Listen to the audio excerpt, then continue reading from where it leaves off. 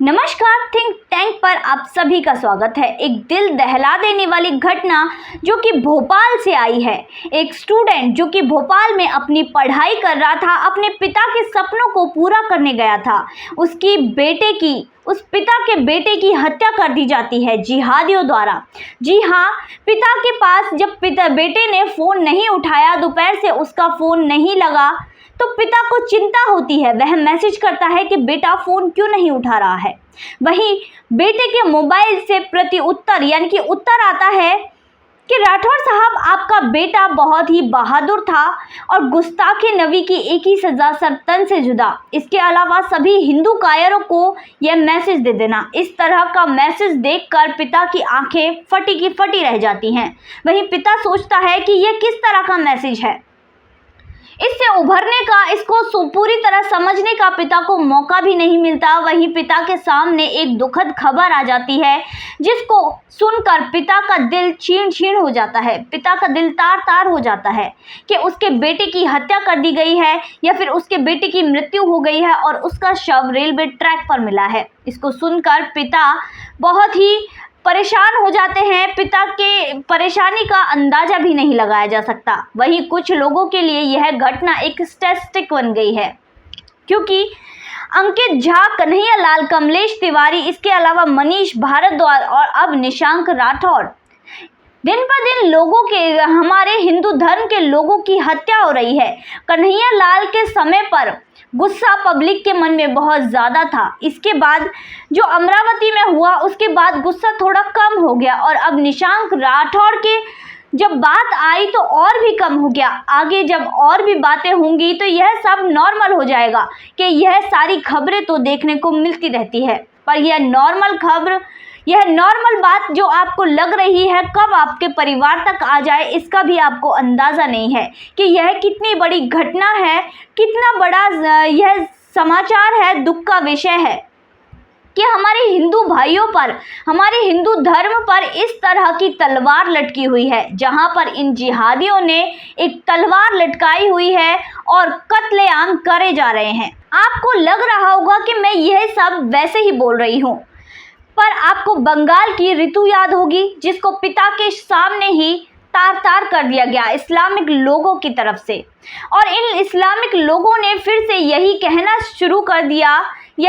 शुरू कर दिया कि हमें हिंदू लड़कियां चाहिए।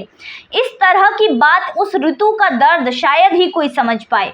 इसके अलावा आज दूसरों के साथ होने वाला यह नॉर्मल कब आपके परिवार तक पहुंच जाए, कब हमारे परिवार तक पहुंच जाए, ये कोई नहीं कह सकता, क्योंकि पीएफआई के जो डॉक्यूमेंट्स मिले हैं उनमें यह साफ साफ लिख दिया गया है, बिना किसी डाउट के, बिना किसी लाग लपेट के, कि भारत को इस्लामिक देश बनाना है। उसके लिए इन लोगों को कई हद तक गुजर जाना है। इसका मतलब है कि भारत में हिंसा फैलानी है, हिंदू मुसलमान की लड़ाई करवानी है, हिंदू मुस्लिम को लड़वाना है और इन मुस्लिमों को ऐसी ट्रेनिंग देनी है कि यह भारत में हिंसा कर सके और हिंदुओं को एक एक कर खत्म कर सके। उदयपुर में जो हुआ, कन्हैया लाल की हत्या हुई, उसका लिंक मिला पाकिस्तान की एक संगठन दावत-ए-इस्लामी से, जिसने 40 लोगों को राजस्थान में इकट्ठा भी कर लिया। वो भी किस लिए कि जो भी नुपुर शर्मा का समर्थन करेगा उसको भी यही सजा मिलेगी, गुस्ताखे नबी वाली सजा मिलेगी, सर्तन से जुदा वाली सजा मिलेगी।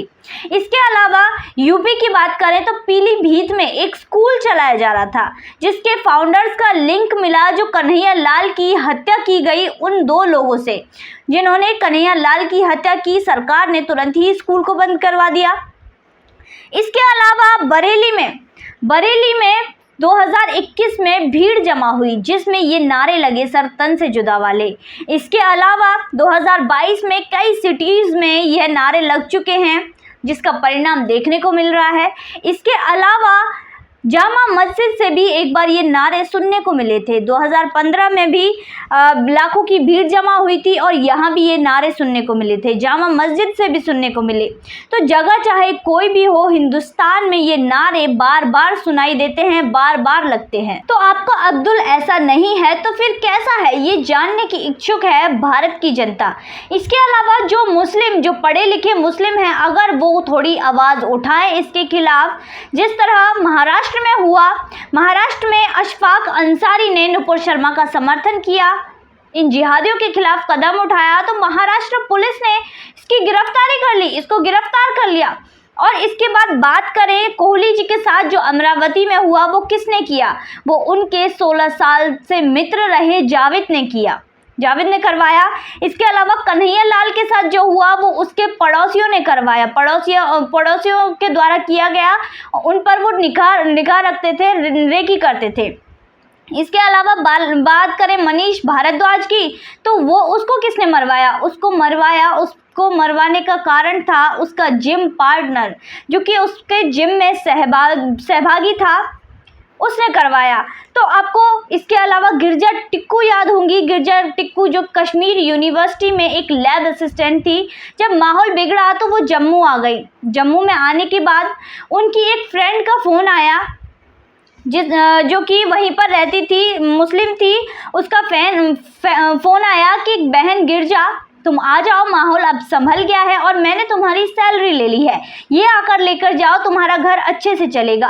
गिरजा अपनी सहेली पर विश्वास करके उसके पास जाती है और वहां पहुंच जाती है, कश्मीर पहुंच जाती है, जहां पर उसकी फ्रेंड ने अपने ही घर में आतंकियों को पनाह दे रखी थी, जहां पर उसका पहले आतंकियों द्वारा रेप किया जाता है। उसके बाद उसको आरी से 2 भागों में काट कर टुकड़े कर उसको फेंक दिया जाता है। तो इन लोगों पर इनसे दोस्ती करने में भी कोई फ़ायदा नहीं है, इन पर विश्वास करना बहुत ही मुश्किल हो जाता है इन केस को देखकर। और ये तो चंद ही उदाहरण हैं जो हमारे सामने हैं, बाकी ऐसी कितनी वारदातें हैं जिनका हमें पता ही नहीं चलता और जिनके बारे में हम जानकारी ही नहीं रखते। हिंदू डरपोक है ऐसा मैं नहीं कह रही, ऐसा कहते हैं PFI के वो डॉक्यूमेंट्स जो कि जांच में मिले थे, जिसमें विजन 2047 का भी जिक्र है, जिसके हिसाब से 2047 तक ये लोग भारत को इस्लामी देश बनाने के लिए टारगेट रखे हुए हैं, जिसमें इन्होंने टारगेट रखा है कि भारत का इस्लामीकरण करना है। और उसके लिए इन्होंने स्ट्रेटजीज भी बनाई है कि भारत देश में आंतरिक जो लड़ाइयाँ करवानी है, जिसमें उच्च हिंदू और निम्न हिंदू के बीच में ही लड़ाई करवा देने वाली है, जिसको लेकर कई मूवियाँ बन चुकी हैं। जैसे हाल ही में आई शमशेरा, उसमें भी यही दिखाया गया था। तो इस चीज़ के लिए उन्होंने टारगेट रखा है और ऐसी स्ट्रेटजीज बनाई हैं जिसके तहत वो काम कर रहे हैं। अब भारत हिंदू बहुसंख्यक देश है, पर फिर भी ये लोग लाखों की संख्या में खड़े होकर ऐसे नारे लगा जाते हैं, सर तन से जुदा के नारे लगा जाते हैं, पर फिर भी बहुसंख्यक कुछ नहीं कर पाते। पर जिस क्षेत्र में इनकी संख्या ज़्यादा हो, ये बहुसंख्यक हो जाए, वहीं संडे की जगह शुक्रवार की छुट्टी मांगने लगते हैं। ऐसा एक ही नहीं बल्कि कई जगह से सामने आ चुका है, जैसे झारखंड, बिहार और इसके अलावा देहरादून, ऐसी जगहों से इस तरह की बातें सामने आ चुकी हैं, जहां पर इन लोगों ने मांग की है कि छुट्टी संडे की नहीं बल्कि शुक्रवार की रखी जाए। तो जहां भी ये बहुसंख्यक हो जाते हैं वहीं अपनी ही चलाने की लगते हैं। इसके अलावा एक स्कूल का भी मामला सामने आया था, जहां पर प्रार्थना में हाथ जोड़ने को ही बंद करवा दिया गया और प्रार्थना को बदल दी गई। बहुत से ऐसे केस हैं, ये लोग भारत का इस्लामीकरण करने पर तुले हैं। पर अब ज़रूरत है भारत की जनता को जागने की, भारत की सरकार को जागने की। तो आज की वीडियो में बस इतना ही, फिर मुलाकात होगी नई वीडियो नए विषय के साथ। देखते रहिए थिंक टैंक।